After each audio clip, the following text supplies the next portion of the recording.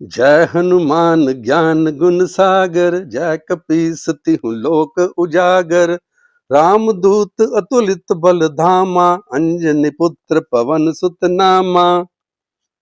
जी हाँ दोस्तों, मंगलवार के दिन भक्तजन अपने आराध्य हनुमान जी की आरती गाकर उनकी आराधना करते हैं, ताकि मंगल ग्रह का कुप्रभाव उन पर ना पड़े और सभी कार्य मंगलमयी हों। ऐसा माना जाता है कि हनुमान जी शिव जी के अवतार हैं, जो राम जी की सुरक्षा के लिए अवतरित हुए थे। शनिवार के दिन भक्तजन शनि देव को तेल अर्पित करके उन्हें प्रसन्न रखते हैं, ताकि उनकी कृपा दृष्टि बनी रहे। शनिदेव सूर्य के पुत्र, यमराज के भाई, शनि ग्रह के दिव्य अवतार और न्याय के देवता माने जाते हैं। शिव जी की घोर तपस्या करके उन्हें जीवों के कर्म फल का निष्पक्ष न्याय करने का अधिकार प्राप्त है। जैसा कर्म वैसा फल। कहते हैं कि त्रेता युग में लंकापति रावण ने शनिदेव को बंदी बनाकर रखा था। तब हनुमान जी ने इन्हें बंदी गृह से मुक्त कराया था और रावण देखता ही रह गया। शनिदेव और हनुमान जी की तब से मित्रता चल रही है। युग बदले। एक बार संध्या के समय हनुमान जी श्री राम जी की आरती करके वन में टहल रहे थे। तभी शनिदेव अपनी दृष्टि नीचे किए हुए काले भैंसे पर सवार वहां प्रकट हुए और कर्कश आवाज में बोले, हनुमान जी, मैं आपको सावधान करता हूं। त्रेता युग की बात और थी, अब कल युग शुरू हो चुका है।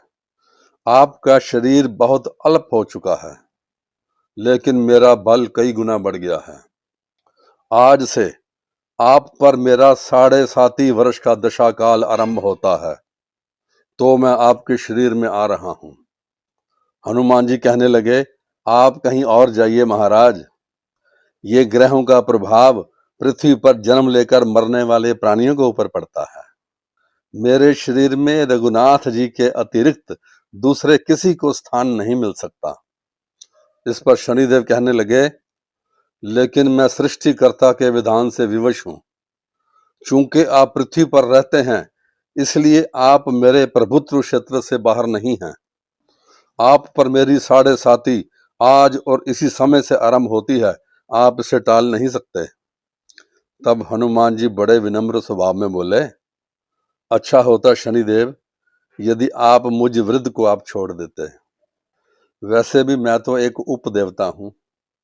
तब शनिदेव थोड़े गुस्से में कहने लगे, कलयुग में पृथ्वी पर किसी भी देवता या उपदेवता को नहीं रहना चाहिए। आपको अपना आवास सूक्ष्म लोक में रखना चाहिए था।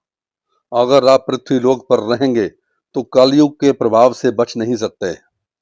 कि आप वृद्ध हैं, इस वजह से मैं आपको छोड़ नहीं सकता। वृद्ध ही तो मृत्यु के सबसे नजदीक रहते हैं। हनुमान जी कहने लगे, हे शनिदेव, जब आपको आना ही है तो बस इतना बता दीजिए कि आप मेरे शरीर में कहां पर बैठने वाले हैं। शनिदेव ने बड़े गर्व से कहा, प्राणी के शरीर में रहकर पहले 2.5 वर्ष मैं उसकी बुद्धि विचलित करता हूं। मध्य के 2.5 वर्ष में उसके उदर में रहकर मैं उसके शरीर को अस्त-व्यस्त करता हूं और अंतिम 2.5 वर्ष उसके पैरों में रहकर उसे भटका देता हूं।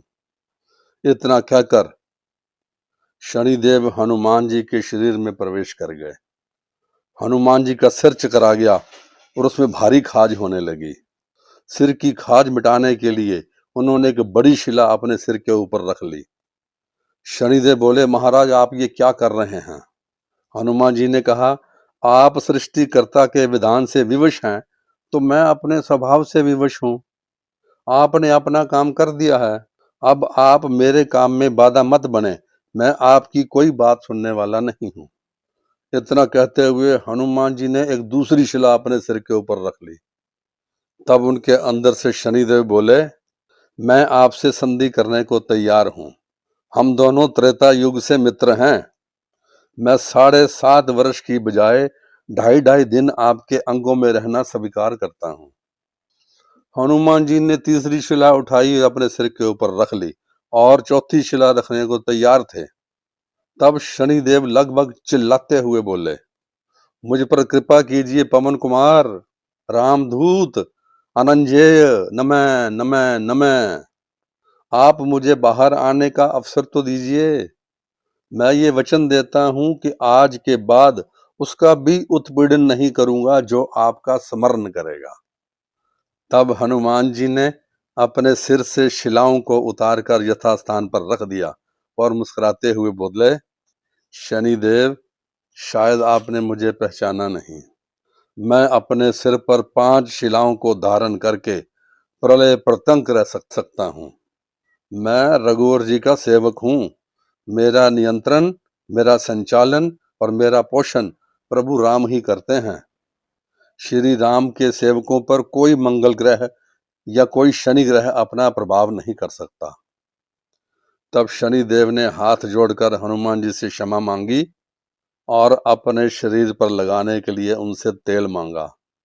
हनुमान जी कहने लगे, मेरे पास तेल कहाँ, तेल कहीं और जाकर मांगिए आप। शनिदेव ने उनका आशीर्वाद दिया और फिर अपने भैंसे पर सवार होकर अपने किसी और गंतव्य की ओर चला गया। तो दोस्तों, कथा आपने सुनी। ये सिर्फ आपकी आस्था पर निर्भर है कि आप किसकी आराधना करें, भगवान की, देवता की या उपदेवता की या किसी और की।